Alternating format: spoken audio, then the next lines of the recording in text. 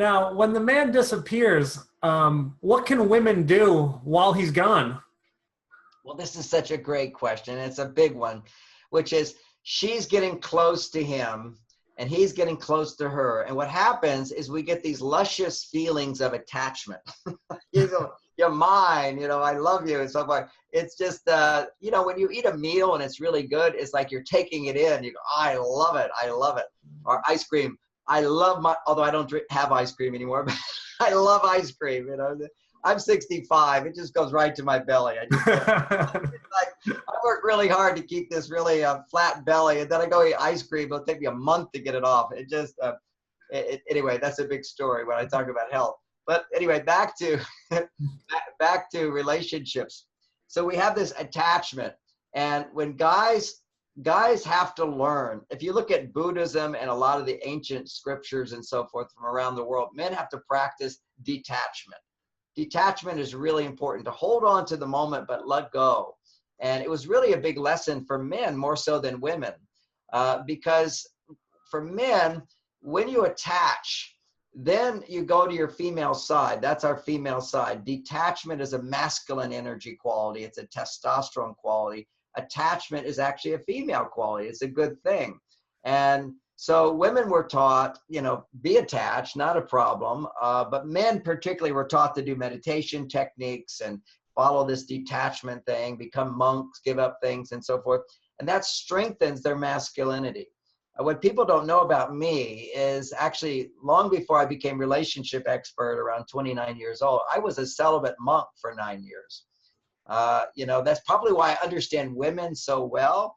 Is I had this great mom who was always happy. So I really bonded with her a lot. My dad wasn't around a lot, but I had a lot of brothers. And so I knew what guys were like, but somehow my mother favored me the most. And so I really connected with her. And I think I naturally have a balance of masculine and feminine inside myself of my born qualities.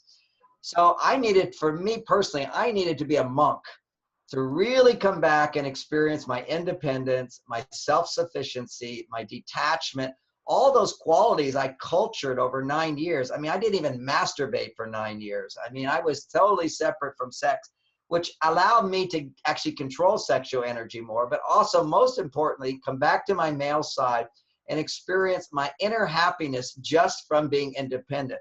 Then when I got in relationships with women, I could, when they get upset about stuff, and I'm like, why?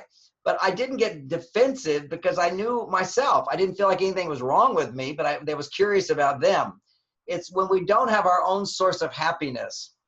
And if somebody stops giving us love the way we expect it, and we don't have a source of happiness, then we want to control them. We want to change them. We don't understand. Why are you that way? Why can't you be this way?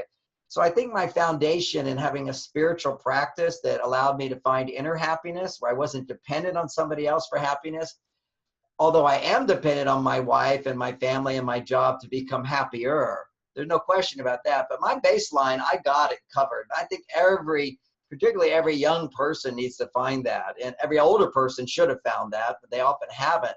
So they keep blaming their partner. So anyway, having said that, the question was, what does a woman do when a guy pulls away? Well, that's God's gift to her, because that gives her a chance to remember that he's not the only person she should be attached to. And women didn't have to learn this a long time ago, because women understood that you can't be attached to a guy. They're off on their thing. And women would be attached to their children. They're pregnant almost all the time when they're adults, or they were attached to their community and their social relationships. And there was really women in one tribe and men in the other. So women were fulfilling their need for attachment through love and through joy and through service and interdependence and emotions. They were really on their female side. But today, women are more on their masculine side. And love brings them back to their female side, and they just want to cling to him. Oh my gosh, he brought me back to my female side, but she doesn't have a life. Women have to get a life of lots of attachments. They need to love their food. They need to love making food, their garden, their pets, their children, their friends, their entertainment, their bathtub, self-nurturing time, social time. These are all like really, really important factors. And when a man pulls away, it's kind of like, great, he's in his cave, leave him alone. Now I need to go and find these other things. The reason why it's so hard for women, modern women, to detach at that time is because there's so much on their male side, which is detached. They're busy working. And then they get with a guy and they go, oh, this feels so good. They feel his affection, his interest. It could be about me. You know, I'm getting love and support, and you just want to hold on to that because there's no other place where her life can be about her and her friends and her nurturing time and so forth. So this is discipline. Learning, women have to learn now, kind of like what we men had to learn for centuries, is when you get what you want, you have to let go of it and find something else you want. So that's what women should do at that time.